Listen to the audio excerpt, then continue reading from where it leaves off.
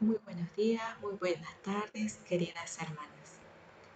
En el camino de la Cuaresma, el segundo domingo es tradicionalmente el domingo de la Transfiguración, el polo opuesto al primero en donde contemplamos a Jesús tentado.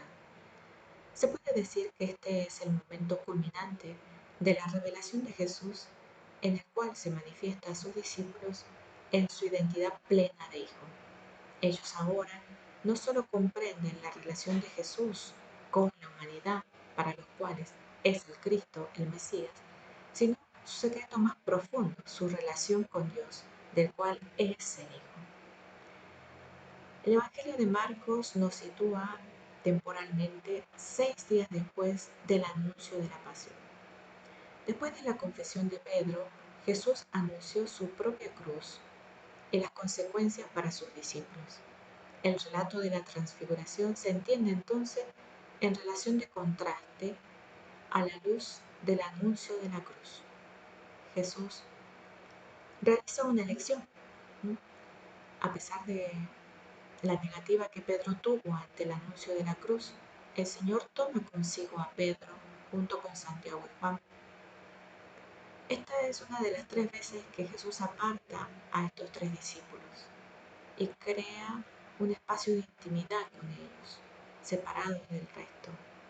Estos mismos 3 que contemplarán la transfiguración contemplarán también la desfiguración en el huerto. Y los conduce hacia la montaña. No hay seguridad de qué montaña, el texto no lo dice, pero la tradición atribuye al monte Tabor, que en hebreo significa cerca de la luz. En todo caso, la mención de la montaña crea la atmósfera espiritual que nos remite a lo sucedido en el monte Sinaí, el monte en el que el contacto de Moisés con Yahvé lo llevó a reflejar en su rostro la gloria del Señor. Dice el texto del Éxodo: la gloria de Yahvé descansó sobre el monte Sinaí y la nube lo cubrió por 6 días. El séptimo día llamó Yahvé a Moisés del medio de la nube. Se puede intuir en la lógica de nuestro relato que 6 días después del anuncio de la pasión se escuchará una palabra de Dios Padre en persona. En este tiempo de pandemia, Jesús solo nos toma y nos conduce hacia el Tabor, al lugar del encuentro donde el Padre nos revela al Hijo.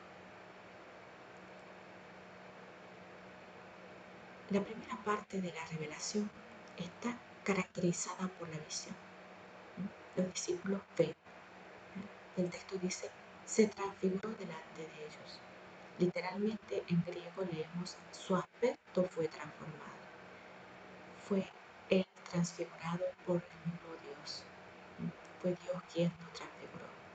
Y sus vestidos se volvieron resplandecientes, muy blancos. El blanco alude a una realidad celestial. Es el distintivo de quien pertenece al mundo divino, al mundo de Dios. Lo que sucede está en función de los discípulos, porque es todo delante de ellos. Y dice el texto que se aparecieron Elías y Moisés y conversaban con Jesús. El trasfondo del Antiguo Testamento aquí cobra vida. Moisés fue el intermediario de Dios en la entrega de la ley a su pueblo. Y Elías, el profeta de fuego, no solo importante por ser uno de los fundadores de la profecía bíblica, sino porque en los tiempos de Jesús se relacionaba la venida del Mesías con un retorno suyo. Esto es la profecía de Malaquías. Además, Moisés y Elías son los únicos personajes del Antiguo Testamento que suben al monte Oreb o al Sinaí. La tradición se cree que es el mismo monte. Moisés recibió en el Sinaí la ley y selló la alianza.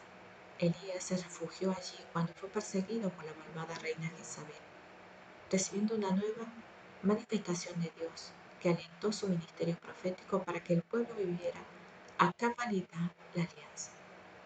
Así, el tema de la alianza aparece ahora en primer plano. La misión de Jesús, con su cruz incluida, deberá ser comprendida dentro de este amplio y magnífico horizonte. Pedro, como en la escena anterior de la confesión de fe, toma la palabra. Rabí, buenos estamos aquí, vamos a hacer 3 tiendas, para ti, para Moisés y para Elías.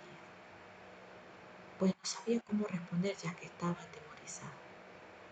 Dentro de su temor sus palabras parecen inapropiadas. Ante un evento celestial no cabe la propuesta de hacer tiendas terrenas. Una vez más Pedro no entendía. Pero en la segunda parte de la revelación, Dios habla. Dice, entonces se formó una nube que los cubrió con su sombra, como lo narra el libro del Éxodo en el Sinaí. La nube es la imagen del mismo Dios que hace visible su gloria, el signo de su presencia escondida y poderosa. La Shekinah, la gloria de Dios, que habita la tienda. No son los hombres quienes le hacen una habitación a Dios, sino Dios quien los inhabita. Y vino una voz desde la nube, este es mi Hijo amado, escuchadlo. Hay una declaración muy importante, este es mi Hijo amado, una afirmación de la identidad de Jesús, ¿no? Que ya el mismo Padre lo había hecho en el bautismo de Jesús. Pero hay además un mandato, escuchadle. Se indica cuál es la respuesta adecuada frente a la persona de Jesús. ¿Cuál es la manera de ejercer el discipulado? La escucha pronta. Quien revela a Jesús es el mismo Padre. Es el mismo Padre que indica la actitud fundamental del discipulado, la escucha del Maestro. La diferencia de Moisés y del profeta Elías con Jesús es que Elías y Moisés reciben una revelación de Dios. Aquí, en este texto, Jesús es revelado por Dios. En Jesús reposa la voluntad de Dios. Lo que dice el Antiguo Testamento, la ley de Moisés y los profetas, Elías, ya no valen en sí mismos, sino en la medida en que se escucha al Hijo. Este es el mandato, escuchar. Jesús y los discípulos, de nuevo solos, de pronto, dice, se quedaron mirando alrededor y ya no vieron a nadie más. En esta segunda revelación no hay reacción de los discípulos, ni buena ni mala. Solo tenemos un dato. Ellos vieron a Jesús solo con ellos, como cuando empezó el texto. Jesús solo con ellos. La conclusión es que en el descenso de la montaña, cuando ellos vuelven a la realidad cotidiana, Jesús les dice que no cuenten a nadie, ¿no?, lo que habían visto hasta que el Hijo del Hombre resucite de entre los muertos. Jesús toma la iniciativa, ordena silencio, pero hasta que, ¿no? Quizás es la pedagogía de Jesús.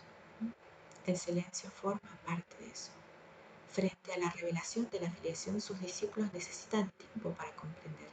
Necesitan recorrer todavía el camino que conduce hasta la cruz, allí donde otro silencio, el aparente silencio de Dios, los llevará al escándalo, que volverá a inicuos su discipulado.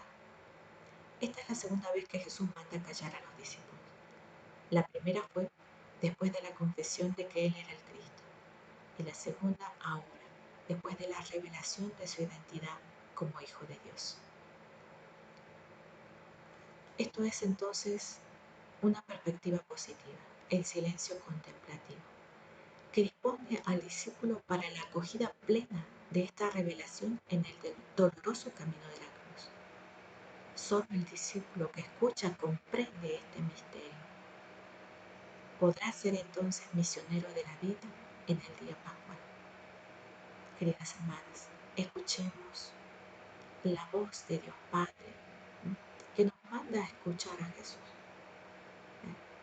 Aprendamos en este día de la transfiguración que el camino de la cruz, que en el camino de la cruz también hay un camino de luz. La luz que también nos habita y está escondido como una gran verdad, este frágil cántaro de barro que cada una somos. Muy buen domingo y muchas gracias por darme la oportunidad de